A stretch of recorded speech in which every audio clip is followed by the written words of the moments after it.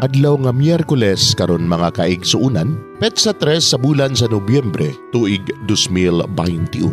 Ang pagbasa kinutlo gikan sa Ebanghelyo sumala ni San Lucas, kapitulo 14, bersikulo 25 ngadto sa 33. Dihay dakong panon sa mga tao nga mikuyog kang Jesus, ug miatubang siya kanila ug miingon, "Kinsa kadtong moari kanako nga dili magdumot sa iyang amahan ug inahan, sa iyang asawa ug mga anak ug mga igsuon, ingon man sa iyang kaugalingon, dili mahimong akong tinun-an.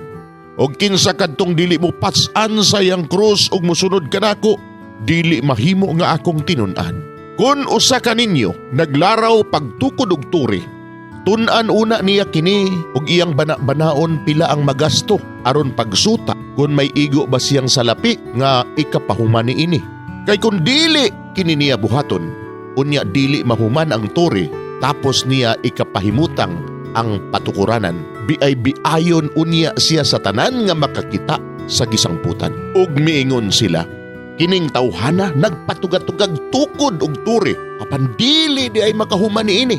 Kun ang usa ka hari nga may 10,000 ka sundalo makigubat batok sa laing hari nga may 20,000 ka sundalo, iya unang tun-an ug hukman kun mosukol ba siya sa maong hari.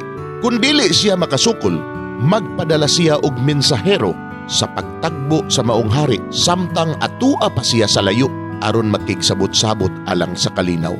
Sa samang pagkaagi, walay bisan kinsa kaninyo nga mahimong akong tinun-an, gawas kun iyang biyaan ang tanan nga anaa kaniya." Mga igsuon ang Ebanghelyo sa Ginoo, daygon ikaw o Kristo.